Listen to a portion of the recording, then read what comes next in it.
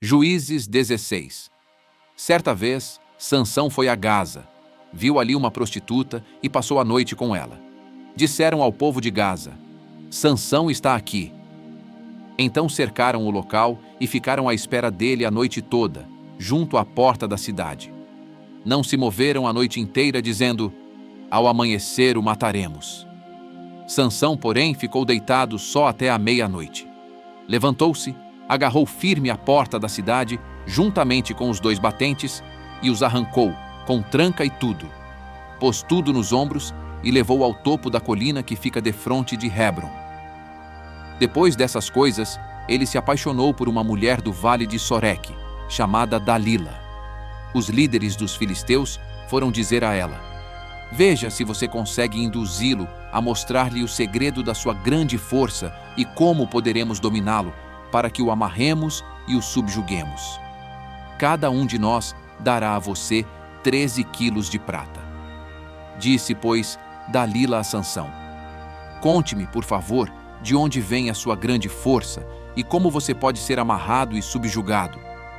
Respondeu-lhe Sansão: se alguém me amarrar com 7 tiras de couro ainda úmidas, ficarei tão fraco quanto qualquer outro homem.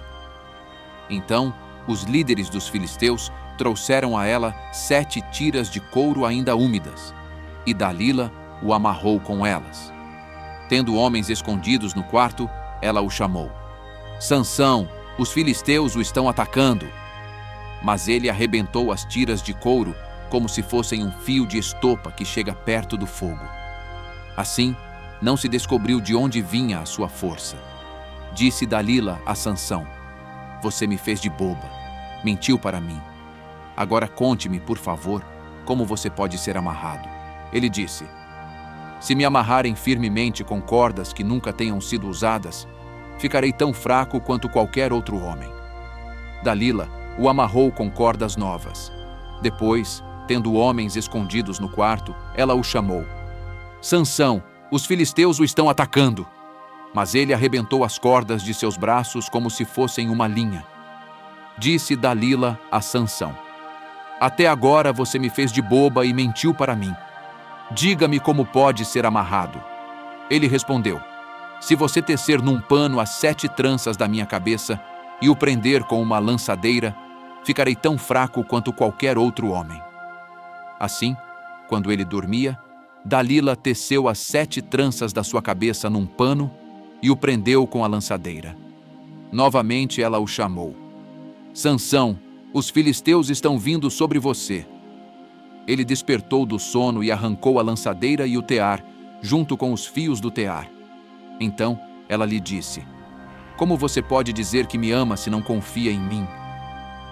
Esta é a 3ª vez que você me fez de boba e não contou o segredo da sua grande força. Importunando-o o tempo todo, ela o esgotava dia após dia, ficando ele a ponto de morrer. Por isso, ele lhe contou o segredo.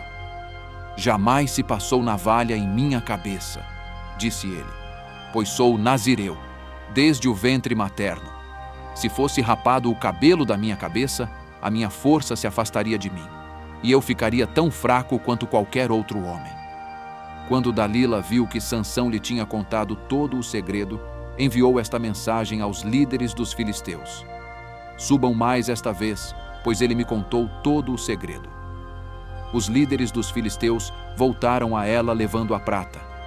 Fazendo-o dormir no seu colo, ela chamou um homem para cortar as 7 tranças do cabelo dele, e assim começou a subjugá-lo. E a sua força o deixou. Então ela chamou: Sansão, os filisteus o estão atacando. Ele acordou do sono e pensou: sairei como antes e me livrarei. Mas não sabia que o Senhor o tinha deixado. Os filisteus o prenderam, furaram os seus olhos e o levaram para Gaza. Prenderam-no com algemas de bronze e o puseram a girar um moinho na prisão. Mas logo o cabelo da sua cabeça começou a crescer de novo. Então os líderes dos filisteus se reuniram para oferecer um grande sacrifício a seu deus Dagon e para festejar, comemorando: o nosso Deus entregou o nosso inimigo Sansão em nossas mãos. Quando o povo o viu, louvou o seu Deus. O nosso Deus nos entregou o nosso inimigo, o devastador da nossa terra, aquele que multiplicava os nossos mortos. Com o coração cheio de alegria, gritaram: tragam-nos Sansão para nos divertir. E mandaram trazer Sansão da prisão, e ele os divertia. Quando o puseram entre as colunas, Sansão disse ao jovem que o guiava pela mão: ponha-me onde eu possa apalpar as colunas que sustentam o templo, para que eu me apoie nelas. Homens e mulheres lotavam o templo. Todos os líderes dos filisteus estavam presentes, e no alto, na galeria, havia cerca de 3.000 homens e mulheres vendo Sansão, que os divertia. E Sansão orou ao Senhor: ó soberano Senhor, lembra-te de mim. Ó Deus, eu te suplico, dá-me forças mais uma vez, e faze com que eu me vingue dos filisteus por causa dos meus 2 olhos. Então, Sansão forçou as 2 colunas centrais sobre as quais o templo se firmava.